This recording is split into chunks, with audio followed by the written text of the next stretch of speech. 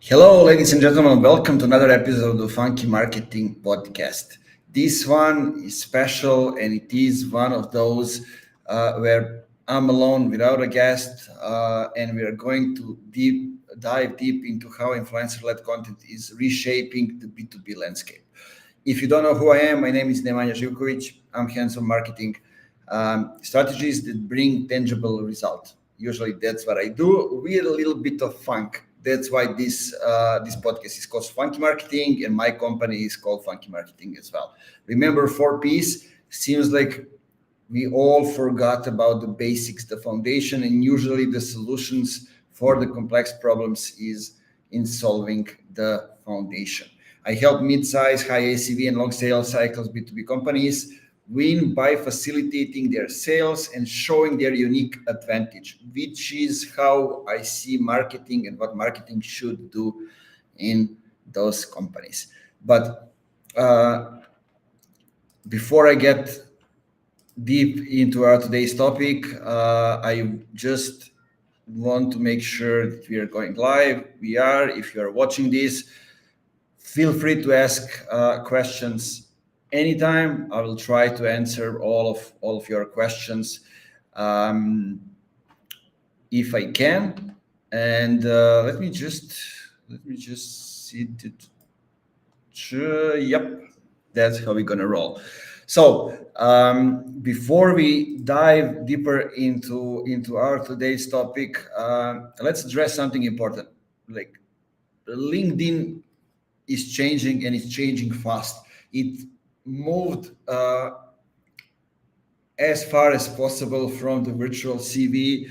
It became something which is a platform where you connect with other people, create a relationship with them. It became number one place for B2B sale. And it's not a platform when you can just post one-liner joke and expect thousands of reactions, right? It might happen in 2019 and 2020, maybe 2021, but it's not happening anymore. So one other thing that's happening is executives of the B2B companies are flooding LinkedIn, all of them striving to build creativity, credibility, trust. And if your strategy doesn't adapt, you'll be left behind, right? It's not easy anymore to get traction, to get comments, to be visible. That's something which is not happening just like this anymore on LinkedIn. Things have changed, and one of the ways things have changed is, and one of the things that's causing all of this to change is this. Let me just give you an overview. So since pandemic, we changed the way we buy in B2B, right? It used to be one dimension. We just watch on TV everything that they tell us to do. It was like radio, TV, whatever it is, whatever they serve us, we observe that and we buy that. But it changed because why? We got the voice. The customers got the voice. So it came from B2C. Like Netflix is doing that, Airbnb is doing that. They are giving us the personalized experience, and those companies walk half the way towards the customers to meet them and to actually give them personalized experience. And this is exactly what is happening now slowly with B2B. Why? Because there are three ways in which we buy today. So first thing is we have like small communities, small business communities. We have like demand generation community. We have small B2B community. We have sales communities. We have different SaaS communities. So a lot of stuff are changing, and those small communities have emerged since pandemic, since 2020, 2021. And in all those communities, we have at least 10 people that we trust, that we value, and whose advice we're going to listen, right? So we can ask them about the tool, about the product, about the agency, about the person, whatever it is that we are buying. On the other hand, we have social media. Okay, we have other social media, but this is business, so I'm gonna focus on LinkedIn. So in 2 clicks, we can reach out to anybody.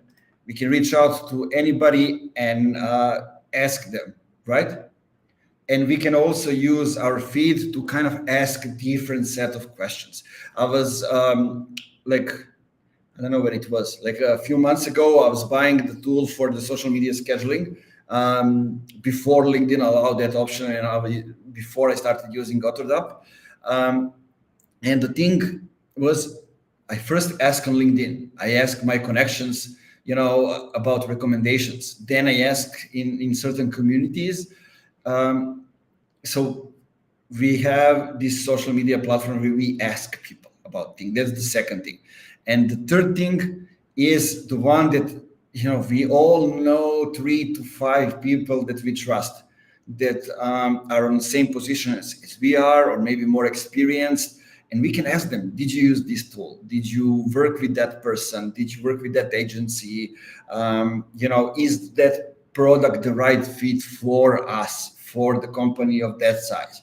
I see you are using it, you are the bigger company, maybe that's a fit for you, not a fit for us. So they can ask those kind of questions. And so and you get the answer. The job of marketing today is to be one of these answers that a people from the company get, right? So those are the things that change. And if we have one thing that's common to all these things, so people we know and trust, community, when we have at least 10 people that we know and trust also that are subject matter experts. And if we look at social media, one thing that emerges as a thing that connects all of them is subject matter expert, right? We need somebody who is known inside the community to communicate the message of the company. At the same time, that person needs to be somebody who knows the industry, who is well valued in the industry, experience. And on the other hand, that needs to be somebody who can tell the company's narrative, the company's story the right way, so it resonates with the right audience. That is the most important thing. So that's the ground upon which we are starting today's lesson. And in 2025, I'm telling you, LinkedIn will be the battleground for attention in B2B space. CXOs and top executives are all going all in. The content you share needs to evolve. So today we're going to discuss how influencer-led content alongside new trends like, I don't know, work style content. Then Reed just called it last night, work style content or vertical videos can drive real impact and build awareness, relationships, demand, and eventually can build sales. So feel free to ask questions, to add comments. I want this to be as interactive as possible. Amir, my friend, thank you for being always active. I appreciate you, and we should get you here one time to talk about all these things. So the first segment that I want to address here is the changing landscape of LinkedIn and the rise of influencers. So as LinkedIn evolves, the type of content that drives evolves as well, right? So no more, as I told you, no more one-liners or quick hacks. Authenticity is the key. Sure, we can still do a lot of stuff that we used to do, like add a tweet on X and screenshot that and use that on LinkedIn or something similar, but it needs to have a context why we are doing that. Memes still work, but memes are just a way that we can explain in more simple and funnier way a serious topic so people can understand them. It's not something that we just post for the sake of posting, right? So that's important for you to understand. Content that connects with people on a deeper level, particularly work style content that gives a behind the scenes look at professionals' life, that's what resonates. Executives are using LinkedIn not just for the top leadership, but to genuinely connect with their audience and build trust. And this is where influencers come in, right? They don't go to LinkedIn to buy. They go on LinkedIn to learn, to get educated, to connect with different people, to exchange thoughts. I mean, think about it. We are spending more time on social, communicating with our peers, that we are actually spending in working, right? It's funny, but it's the truth, right? Influencers in this new LinkedIn era have more power than ever. It's no longer about reach, it's about relevance and resonance. And influencers who are expert in their field, who can humanize and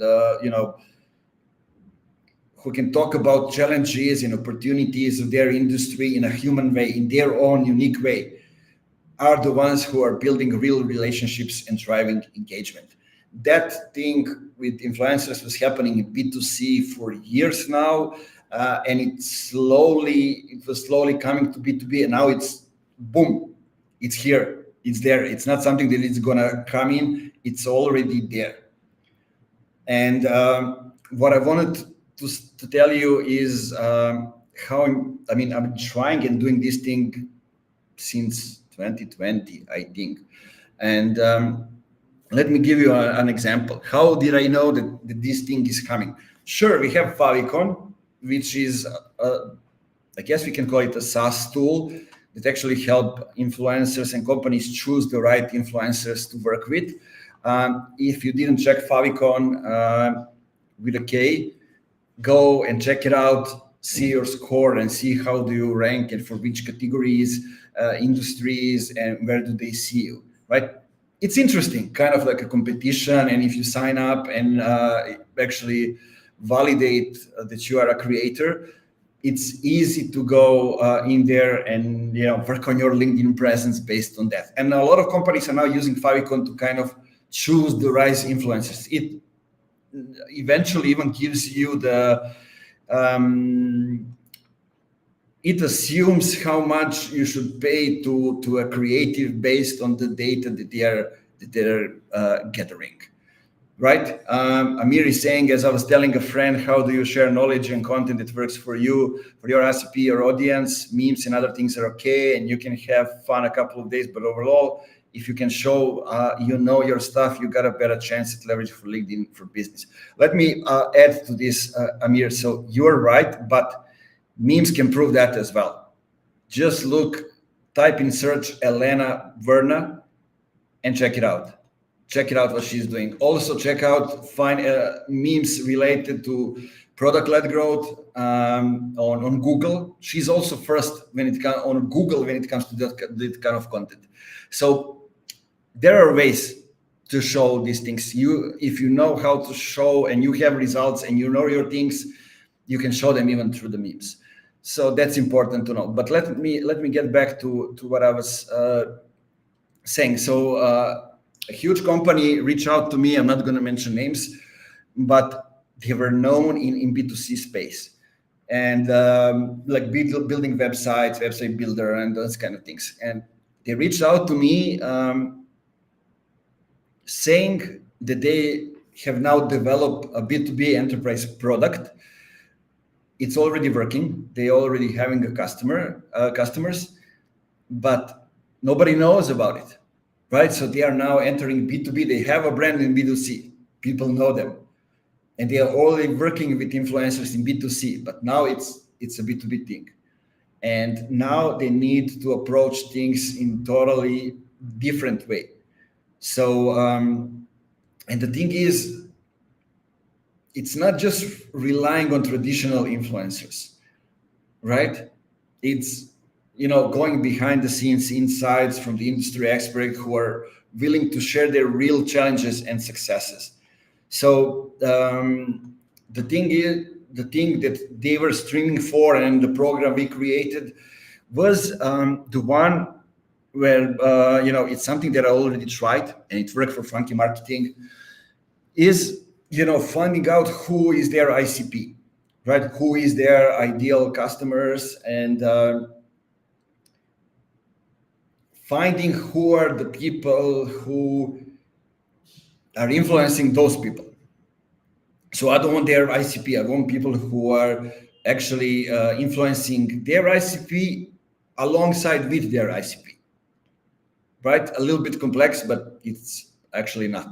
So what I want to do is gather them in one place, and I want to make them create content with the company. And if I'm organizing the program, I'm the strategist, I want to be inside it as well, right? So it's not just me. They choose me as an influencer and I'm doing this thing. No, I want to involve as many other people who are important and can drive the results as possible alongside with me. So, for example, I can do an interview with 10 of them, create a list of 10 people. Who I don't know, we can call them influencers, whatever it is for that company. So it would be people from the target audience that would use the tool, but also the people who influence those people. And I want to create content with them, where I have also the CMO of the company, I have the product leader of the company, and we are having a discussion. And inside all that discussion is the product, right? So it's obvious for somebody, what they should do. We don't need to tell them, right? So that's an important thing to remember. And sure, that's creating an awareness. A lot of companies are coming and saying, hey, we just want to create the awareness. But the thing is, you can go even deeper and create some kind of account-based marketing program out of it, where if you include their ICP, if you include the ICP, then it's, it's not just brand awareness program, it's more of account-based marketing program when you're targeting specific accounts with that content, creating a relationship with them. And as you are using different things, different set of people, different resources, basically you are trying to get them towards the goal. And I'm not talking only about one platform, right? I always talking about creating a lava effect. That's how I call it. When you involve more people, when you involve more platforms or more things inside one platform. Think about it, like LinkedIn, you have live streams, you have audio events, you have newsletters, you have posts, you have a lot of different stuff that you can use to talk about the things in a different way. So that's what I'm talking about, and that's just one approach of how you can do things, right? So create the program which will get your ICP and people who are influencing your ICP to talk about specific topic that relates to your product or your service and your audience, and then follow up with, for example, a couple of webinars. Follow up with a couple of webinars when you will have people from the company involved. As I told you, like CMO, or it can be the head of product, to talk about the product from different perspective, and actually, be more specific when it comes to the webinars. You already created the awareness, and now you are basically taking them from that awareness stage to the mid-size stage, and some of them even towards the conversion. So, and at the same time, you are creating a brand as you are already positioning your company alongside all these people, because they will, if they co-create content with you, they will talk about it in their own way. Imagine like 10 people, 20 people talking about your product in a different way because you had a conversation with them. Imagine that. Extremely powerful in B2B. And that's exactly how you should go if you're selling, how ACV and long sales cycle projects. But let's move on and let's talk about how influencer-led content actually drives revenue, right? There's a shift from awareness to the revenue. You don't want them to just get you as big a reach as possible, as many eyeballs on that content as possible. That's cool, and that's actually what should happen, and it will start word of mouth. But you want actually to create the content which will inspire actions, right? That's what my company is called Funky Marketing, because funk is the groove that makes you want to move. So not just being in the room when everybody around you are dancing, but you are also inspire them to dance in a specific way, and to get to you and say, hey, you taught me that dance. I want to dance with you. That's exactly what you want to get out of these kind of things.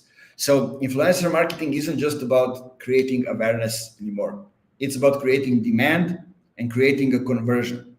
Right? When I say about creating demand, meaning creating a real estate in your heart and mind about that company, about that product, about that person you talk about. So when the time is right for you to buy, when the demand actually appears inside the company, you are the first on their mind. And LinkedIn is the platform when that happens. Influencers today are no longer seen as like a PR tool or whatever it is. They're the key drivers of the revenue when you build long-term relationships with them. And one important thing to think about in all this stuff is not like, hey, I just got the message today, so I'm just kind of getting into that. We now have a tool, we have an affiliate program, and we will give you like 15 or 20 or 25% of commission of every product that you sell. That's not enough. That's not nearly enough, and that won't move me to come in and get to know your product and see if it resonates with me and actually use it and then promote it. Nope. That's not how it goes. That's when you have an affiliate program, you hire affiliate marketers and they promote it and they get the commission from it. When it comes to influencer marketing, or we call influencers like key opinion leaders, subject matter experts, however do we call them, the thing is totally different. So sure, we will get the commission. That should be non-negotiable. That's not even the conversation starter, right? It's about coming up with a specific project, specific strategy, where you will actually create the story around how you are using the product, how your audience can use the product or the service or whatever it is. So it's actually different. You are paying the effort, the influence, all that stuff. You cannot just pay the commission. The commission is something that should come as a bonus. So always think about that and think that way. We'll come later to the common mistakes companies are making and talk more about this. But just wanted to say that now. Vertical videos. I mentioned vertical videos because video is coming on LinkedIn in a big way. I'm still not getting it. I gotta say, in this part of the world, it's coming slowly, but I can see what's happening and I'm there. So that's important thing to mention. Give me just a minute to get some juice and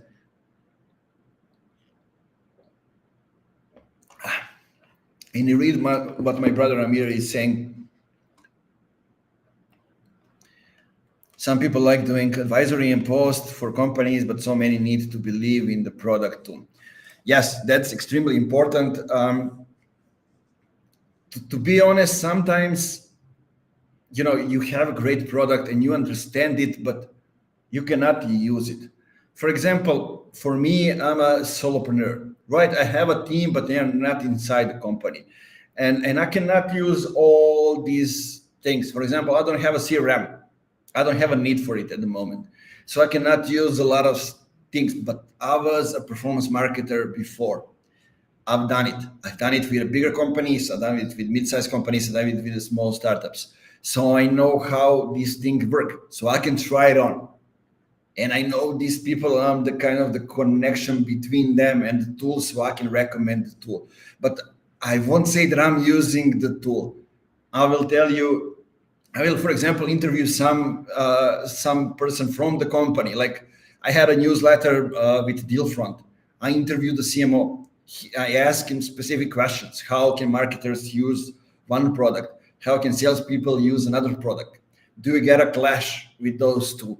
How do you separate those two things? And all this question. And then I'm using insights from him, from his own words, to communicate with the target group through my social media profiles, through my platforms. So that's how it goes. But going back to vertical videos, LinkedIn algorithm is favoring video content these days, especially vertical videos. But to tell you the truth, those are not the videos from the podcast. I've been trying things out. Nope. It, as I told you for the post, it's not that easy to come up with a one-liner joke and just talk about it. It's the same for the videos. You cannot just cut out the pieces from the podcast, post it, and you get the viral post, or you get any traction. You get like smaller traction. That's okay. So it's a problem for me as I'm recording a lot of podcasts, right? So you need to go and create scripted videos and do something differently. I will have Tim Davidson on a podcast. It should have happened today, but Tim had to travel, so we will record around the beginning of November. If you know Tim Davidson, you know the videos he's creating. He's chopping fruits, I don't know, like fixing things inside his garage or something like that, and talking about marketing, ABM, advertising, whatever it is. That's what's working today, right?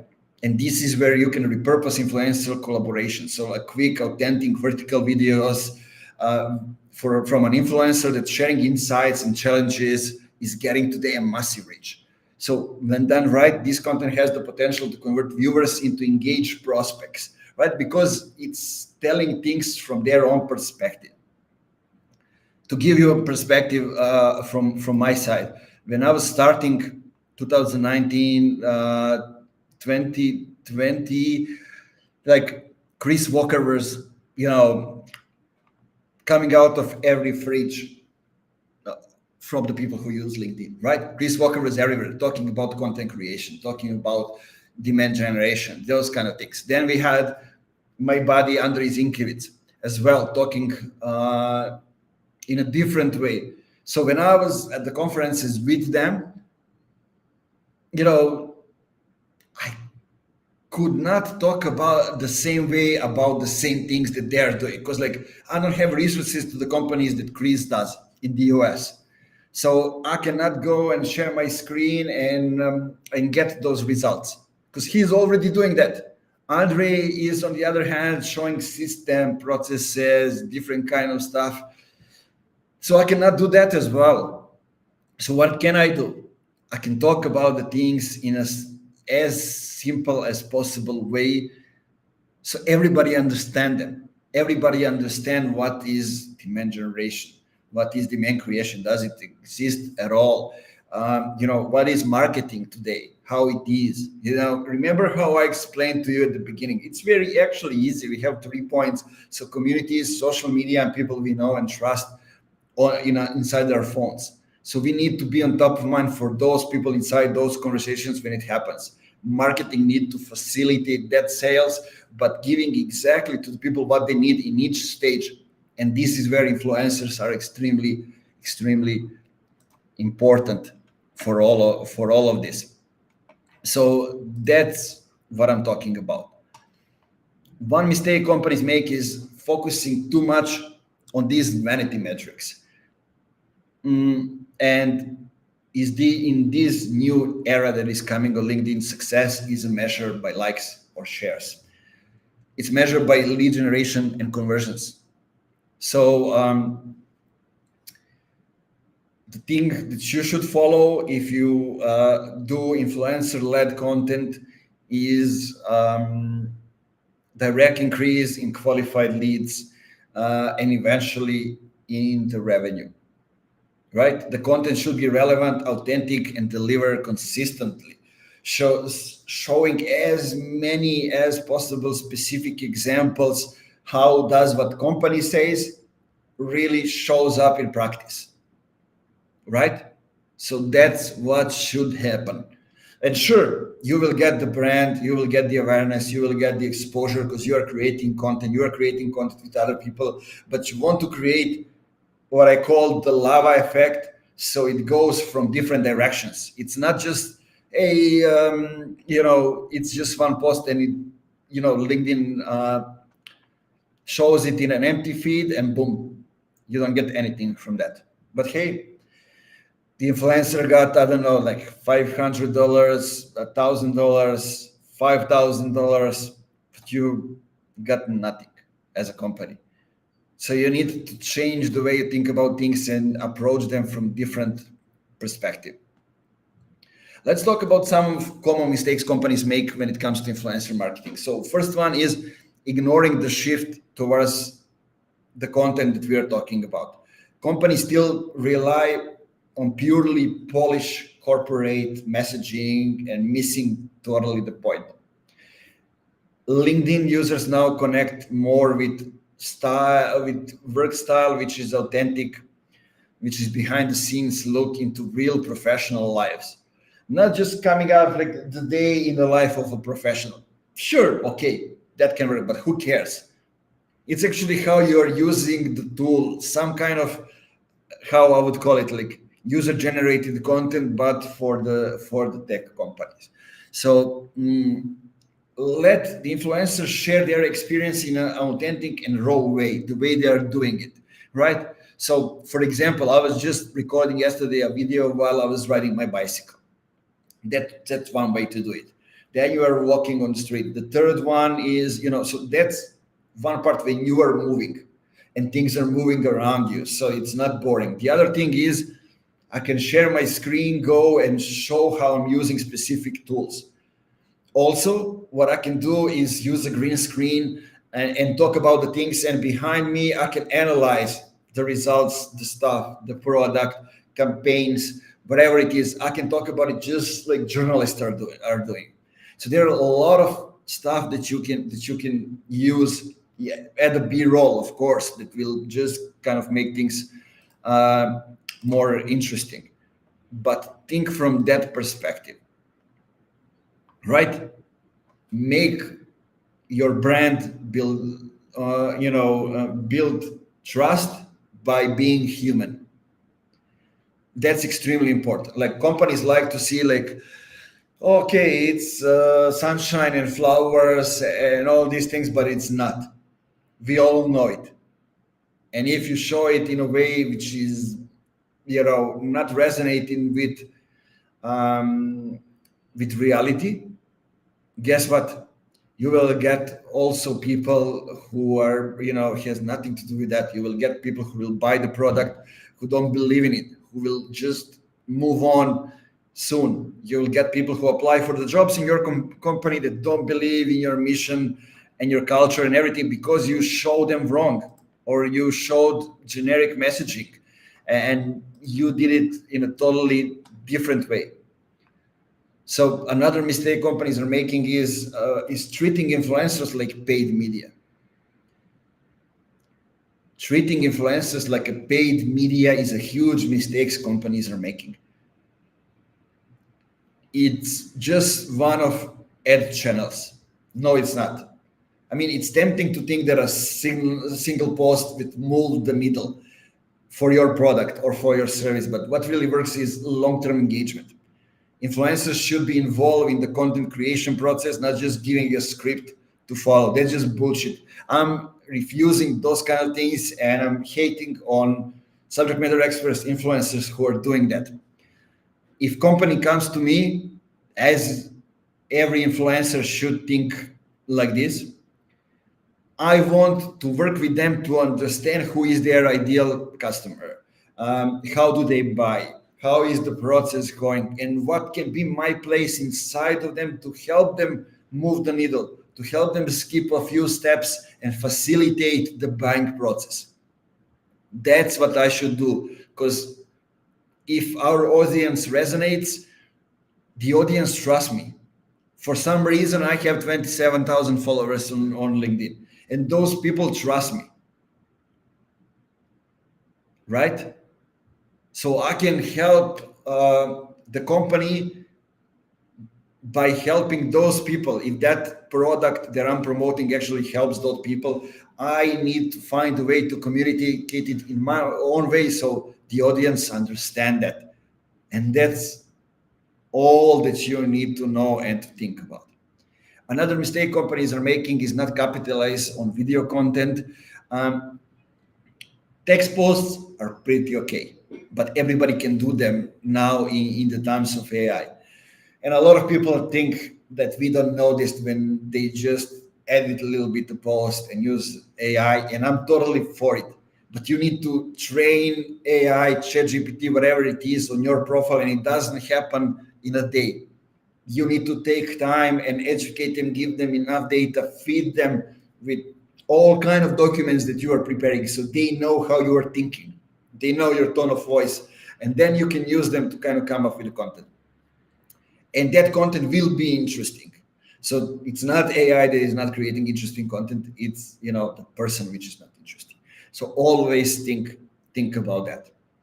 Short vertical videos from influencers showing real moments is what the algorithm is prioritizing. So repurpose your content into video formats and get ahead of the competition. Because showing your faces, when I say your faces, I mean subject matter expert, no matter if they are working in the company or they are influencers outside of the company, it builds trust. So people can see how I'm talking about the topic. Am I confident? Am I smiling, or am I serious? Or all those small little things that actually create trust. And I'm actually glad that this shift is happening on LinkedIn, because trust is the most important thing in B2B sales. And having executives active on LinkedIn, having influencers over there, those are all things that are important today, and helps you actually build authentic connection with your audience. Ilya has a content. Let me check out what he's saying. Working on building your brand with all the content creation and participation in other creators' content sounds and practically is a full-time job. How can an already busy professional find resources to be content creator? Building his own brand, for example, so not just to increase visible engagement metrics, but also have high percentage of conversion. Ilya, appreciate the question. I'll get back to it at the end, because it's not related to the influencer topic, but I will answer it. And I'm talking about it basically daily, but I'll go to it and give you a really specific answer. Just bear with me for a little while. So how to choose the right influencers? Usually companies go and they say follower count over credibility, right? They check the number of followers. That's just not how it works today. It's not about the number of followers, it's about credibility and whether the influencer audience trusts them. We saw this firsthand when, curating the top marketing voices list for some of the companies we work with. So instead of focusing only on follower numbers, we work with influencers whose voices align with our brand and who had a deep connection with the audience, right? And it happens. For example, I've been approached by a huge company just because they thought I can authentically translate their message and what are they doing to the audience, which is also my audience, right? Their ICP who is actually my audience. So think about those things very well. You need to have a deep thought and do a deep research about these things and actually get into it. Segment number 4 that I want to talk about today is the new influencer playbook for LinkedIn success and how does it look like. So the first step, let me actually see first if we have any more questions. Cool, not yet. Feel free to ask anything. I'll try to answer everything at the end or right now. All depends if it's inside the topic. So how does the new influencer playbook for LinkedIn success today looks like? We start from building executive presence on LinkedIn. So executives need to be active on LinkedIn. CXOs and top B2B leaders are using LinkedIn to build visibility and thought leadership, right? Thought leadership for me means having a new perspective on an important topic, if topic important for your audience. If your executives aren't posting regularly, engaging with their audience, you're missing out a major opportunity. So the fight for attention is happening now, and your leadership needs to be front and center. Because they can choose just one platform, and they need one platform where they communicate with the audience. They get the feedback also for their team, for their product, for everything, and LinkedIn is the perfect platform for that. Step two is embrace work style content. So to really connect with your audience, you need to humanize your content. And this is where work style content actually shows up, showing the real behind the scenes of your business or daily life and coming into play. Influencers who share the type of content and seeing massive engagement, and it's a trend your company should embrace as well. If you want, you can share a little bit of the personal stuff, but you don't need to. I'm always saying like 20% can be personal just to differentiate you, and 80% are business related stuff, meaning results, processes, talking about the I don't know, important trends, what's going on, and then co-creating content with others. So step three is using video to amplify reach, to create trust. I told you, people need to see how do you look, how do you talk about the things, do you actually know your shit, right? And the step four is measure the metrics that matter. Don't fall into the trap of measuring success by likes or shares.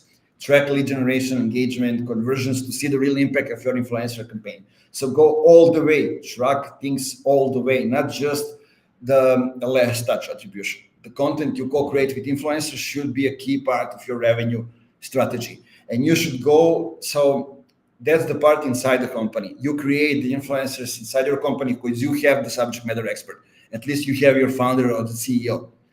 Then to that, add the external influencers to kind of help you spread the message more to the relevant audience, but also include people from the company because you want also them to become the authority so your target audience knows and gets familiar with them as well. And then use different types of content, different tools, for example, like LinkedIn, newsletter, then we have live events, then we have audio events. All these kind of things matter, and it will get you to your goal. And always look at the bigger picture, not just can we pay 5 people to post 5 times and see what happens. It will fail. Those things don't work. I told you how LinkedIn works now, so those things are not working. So LinkedIn is changing, and the strategies that worked a few years ago just don't cut it anymore. Influencer-led content, when combined with work style, authenticity, video, is basically the way forward. And it's just not just about quick hits; it's about building long-term relationships that drive real business results. So it's time to act. If your leadership team isn't fully leveraging LinkedIn, if you're not tapping into influencer-led partnerships, video, you're leaving opportunities on the table. One thing I wanted to talk with you about and to share. Let me just go through some of my. I wanted to share you one more example, which is the interesting one. Give me just a second, and while I do that, let me answer to Ilya. So Ilya asked, working or building your brand with all the content creation and participating in other creators' content, sound and practically is a full-time job. It's not. How can you already be an already busy professional find resources to be content creator building his own brand, for example? So just not just to increase visible engagement metrics, but also have high percentage of conversion. So it's actually very easy to do that if you know who is your target audience. So let me just be fast, sharp, and clear. So finding your audience, meaning your ICP, people who influence your ICP, media, so podcasts, portals, all those kind of things, and your peers. So you're connecting with those 4 target audiences, right? So from influencers, you basically steal the people because what you need to do is they won't be active, become active just because of you. So they are already active. So by sharing great content and engaging in the comments, you are actually bringing them to you. When you know those people, when you know who are those 4 target audiences, you choose, for example, 10 people, and you turn on the bells on their profiles. So you don't go to the feed, you don't consume content in the feed. There's no need for that. Sometimes, yes, maybe, but you go and you comment to those people's posts. In 3 days, you will know exactly when they are posting on LinkedIn. So you know where you need to be on LinkedIn, right? So you come to the LinkedIn, you engage with those people that you got notifications, so you go and see if you can give value in the content. So meaning commenting if you can get additional value to that post. That's all you should think of. Then you post. So first you engage the algorithm, then you post to get the traction, and then you go and comment a little bit more. Check out who's visiting your profile. If those are the right people, send them a message. If people who are liking and commenting your post, the right people, send them a message. Right? So those are the things that you should do. And it demands 20 minutes to 30 minutes per day. I would say use a little bit more time. You can go along with that, but use that. To be able to do that, first you need to figure out what's your content. And I'm always saying, if you want a simple version, you have the past, so your past experience. Go ahead and write posts about your past experience. Then you have things that are happening right away. So daily meetings, those kind of things, come up with content from those things. And then you have the things that are happening in the future, or your point of view of the things. That's the third type of post. So that's 3 posts. If you look at it in a month, that's like 12 posts. If you look at it 3 months, 36 posts for 3 months, and you're basically covering your posting, right? If you have inspiration, you will add a few more. But then you have free time to comment and to engage with people. And and people saying working on building your brand with all the content creation sounds like a full-time job. It's not, but you need to make it as part of the process and look at yourself as your client. That's a thing. And if you are choosing one platform, choose platform that matters. If you're talking about LinkedIn, it's LinkedIn. It's just one platform. How do you work on your job if you don't communicate with your peers and with your customers? So it's not happening, right? So that's the important thing. And I'm telling you, do what I told you, it will work. It will work. And everybody who's telling me I have too much work, that's just bullshit. Trust me, I'm in an industry for a long time, and I have a work to do, right? But the important thing is my clients are coming inbound from LinkedIn because I'm there. That's it. And end of the story. So that's what I wanted to tell you. Also, let me go back to that example that I wanted to share with you. Which is kind of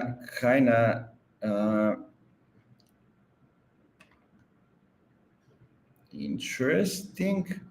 Yeah.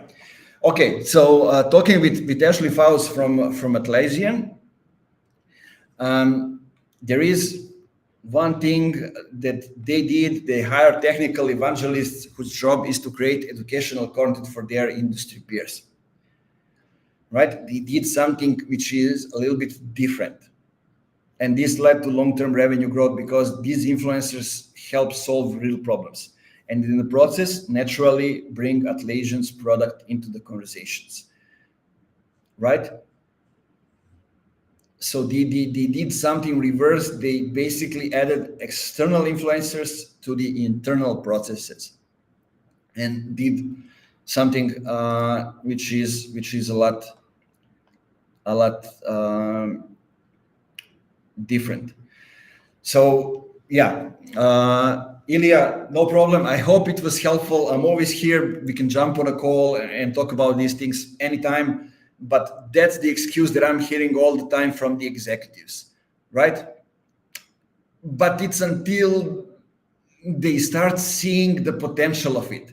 And usually what happens, as I'm telling you, why are executives starting to become active on LinkedIn?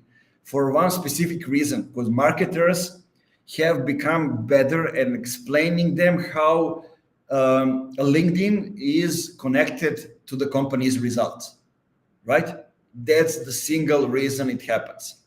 Because they knew, okay, sure, we need to be active on LinkedIn and post on the company page. But if us marketers can show them how actually it reflects on the company results, on the revenue, that's a totally different thing. If To give you an example, and a very simple one, we talked about it in the previous episodes with Charlie Triveau and some other episodes, like add a simple self-reported attribution on a website, ask questions, how did you hear about us, why do you want to work with us? And if you're doing a really good job with your marketing, people will tell you what's the burning thing that they have about your brand, about yourself, depending on who the form is about. When they fill in the form, how did you hear about us? They will tell you, for example, LinkedIn. I got the things like Nemanja jumps out of Pate on LinkedIn, or they will have your reputation in the workspace. That's bullshit. That means that they don't have anything. But why do you want to work with us? Then they will tell you, I'm looking at the people in the industry space, and nobody is doing anything innovative, and your approach and go to market really resonates. And we want to try that out. It's enough for the conversation. Those kind of things. Or you will get people who referred you, your peers, so you know that they are actually watching, listening to this, and connect that self-reported attribution form to, for example, the Slack channel, if you are using Slack in a company. And it should be a channel where everybody are in, so like C-level executives and everybody from the company. So where a customer converts inbound through that, and they send a message, how did they hear about you and why they want to buy from you? Everybody sees that. So like, I don't know, George wrote a blog post, and that blog post converted the customer. He should get a praise, and everybody will see that. The C-level executives will see how it's happening, because they don't trust marketing per se, but they trust the customer. So they know, like, hey, this company that we have been targeting for a while converted, and they say that they saw posts from these two people from the company on LinkedIn, and it made them convert, right? And that changes the game. That changes completely the game, because now they are aware that what marketing team is doing is giving them results, and people actually talk about it the right way. They have qualitative data, not only the quantitative. When they say, hey, LinkedIn, what's happening on LinkedIn? Now we know what's happening. And this is what actually caused all these things to happen. And one thing that I want to add for the end, LinkedIn is changing things. So Thought Leadership Ads basically allows the company to protect their investment. Meaning, if somebody is posting on their profile, company can boost that post, through their ads, and making sure that that they get the returns that they want. They make sure that their ICP is actually seeing that content. It also happens, the shift is coming to YouTube as well. When Google announced that soon we'll have an option to do remarketing or retargeting on any video, no matter if we created it or not. So it's also like kind of like thought leadership ads that we have on LinkedIn. Now we'll have them on YouTube. So those are all the things that's happening. It's exciting scene, and if I can help you out, feel free to reach out anytime. If this was useful, go ahead and share it with other people. Send them a link, anything. Turn them out, because I'm trying on this podcast to actually give you useful stuff, real in practice strategies and things that can move the needle for your business. So you stay up to date with how your buyers buy, how things are changing, and actually get the real results for your company. That's all that I want to do with this Funky Marketing podcast. And thank you for being with me today. It's been a long day. I've been to Belgrade on some meetings. Then I came back to Novi Sad to do this, and another meeting after this. And then I'm going to Belgrade for the season opening for my favorite club, Partizan Belgrade, to watch basketball with my wife and my friends and all the fans. And there's no better feeling in the world than that. Keep it funky, guys. Go back to the beginning of the episode, listen to everything again, ask me questions if you have them. Feel free to reach out on LinkedIn, and also give us the review if this is something that you like. If you find it useful, give us a review, give us a follow on Apple, Spotify, or YouTube, whatever is the platform that you are using. I'm extremely grateful for everything. See you next week with the new guest and the